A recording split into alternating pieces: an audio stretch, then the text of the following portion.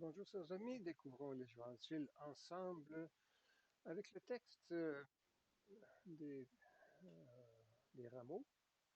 Bien entendu, tout le texte des rameaux est bien trop long pour faire l'objet d'une petite vidéo de quelques minutes.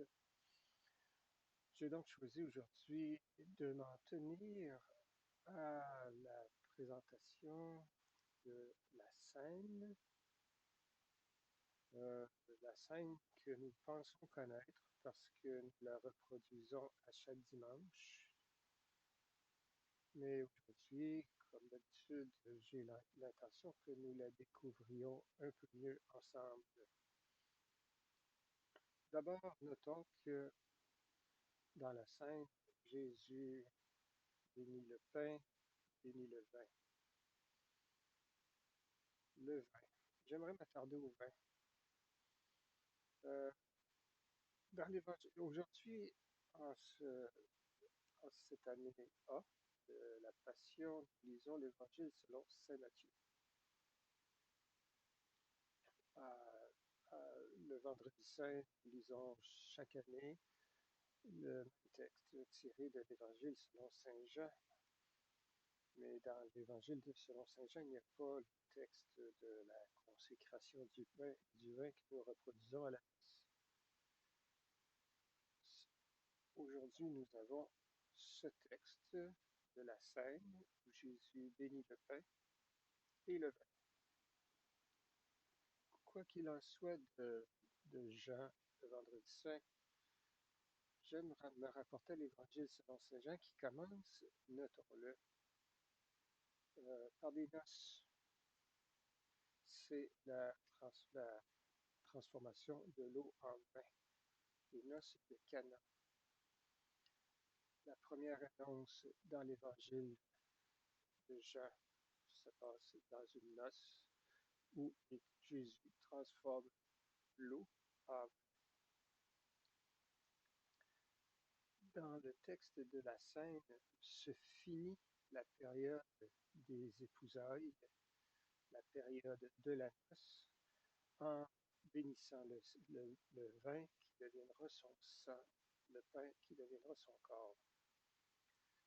Le vin au début, le vin à la fin, le début de la présence de l'époux auprès de son peuple.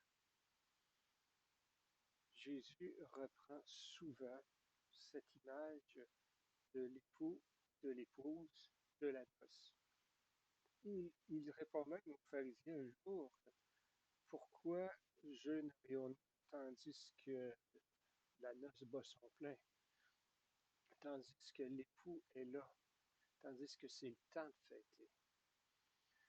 Alors Jésus, encore aujourd'hui, nous invite à chaque jour, personnellement, à entrer dans la fête, à entrer dans le mystère de Jésus, de lui-même, qui s'offre comme l'époux parfait. On trouve tellement de références aux épousailles, au mariage, l'époux qui se fait tardif avec les jeunes femmes prévoyantes et celles qui sont moins prévoyantes, celles qui en sont prévoyantes ayant apporté de l'huile avec elles pour être en mesure de passer la nuit et recevoir l'époux à l'arrivée de leurs noces. L'époux est offert à ceux qui suivent Jésus, à ceux qui le reçoivent. Et combien de fois Jésus dit-il aussi à ses pharisiens et à ses scribes qui se sentent offusqués de n'être pas les choisis, de n'être pas les épouses de, de Dieu, quoi.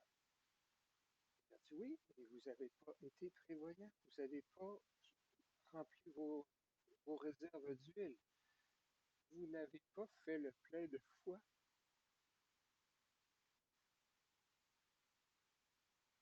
Vous attendiez un roi victorieux monté sur un cheval, et voici que l'époux arrive simple, dévêtu, démuni, tourné vers l'humain. Heureux ceux qui le reçoivent tel qu'il est. La simplicité de Dieu. L'époux se donne à celui qui le reçoit sans préconception. Je ferai prochainement une vidéo sur les, les 5 sens et les émotions qui sont appelées dans la conversion, qui sont glorifiées dans la conversion des gens qui le reçoivent, aveuglonnés, euh, le, le, le sourd. Euh, en tout cas, j'en ferai une autre vidéo. Mais aujourd'hui, avec le vin, nous sommes appelés à aujourd'hui entrer dans les noces de l'agneau. Cessons de nous dire après la mort, après ci, après ça, ça viendra. Non, c'est aujourd'hui que Dieu se donne. Et c'est notre aujourd'hui que Dieu transforme. Il est l'époux. Il est celui qui se donne. Il est celui qui nous fait entrer dans la vie aujourd'hui. Cette invitation a été faite à maintes reprises aux scribes et aux pharisiens. Elle a été accueillie, d'autre part, par la femme au puits que nous avons vue la semaine dernière, il y a 2 semaines, par l'aveugle-né, par ceux qui sont simples et qui ouvrent leur cœur. Pas, pas, ce n'est pas ouvert à ceux qui ont des critères préétablis et que Dieu doit rencontrer, que Dieu doit...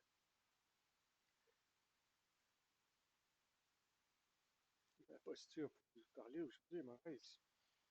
Le, le Seigneur se donne à ceux qui le reçoivent dans leur sens, dans leur humanité, dans leur présence, dans leur réalité, et non pas selon leurs critères, selon leurs attentes. La noce de l'agneau, c'est aujourd'hui. Chaque fois que nous allons célébrer l'Eucharistie, nous répétons, non pas comme des copies, mais nous répétons en actualisant l'offre de Dieu qui se donne dans son corps, dans son sang, dans la noce qui a lieu aujourd'hui.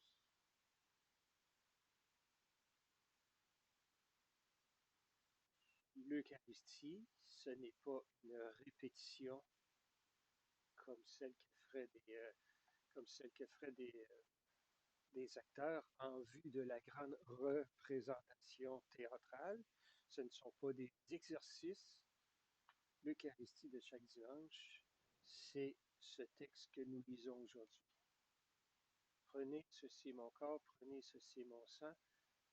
C'est une entrée déjà dans l'éternité de Dieu, puisque cette actualisation de l'Eucharistie n'est pas que répétition, mais qu'elle est résolument une réalisation. Dieu se redonne, se donne tout entier à nouveau. Il est l'agneau de Dieu, celui qui se donne. Il est entré dans la noce à Cana. Il nous fait entrer dans la noce à l'Eucharistie. Et cette noce de l'agneau est celle à laquelle il nous invite aujourd'hui. Je vous invite donc à découvrir ou à entendre autrement le récit de la Passion, l'entrée triomphale au rameau, non pas avec vos oreilles seulement, mais avec votre cœur, vous laissez entrer dans la mouvance de Dieu qui nous invite à la noce aujourd'hui. C'est ainsi qu'avec ce grand mystère de l'Eucharistie que nous célébrerons, dont nous célébrerons l'institution jeudi prochain, mais auquel mystère nous sommes déjà introduits dans le récit de l'Évangile de ce dimanche, le grand mystère de Dieu qui se donne. de Dieu qui entre parmi les humbles et les petits qui, eux, l'acclament de rameaux et de chants, tandis que les grands de ce monde se cachent derrière.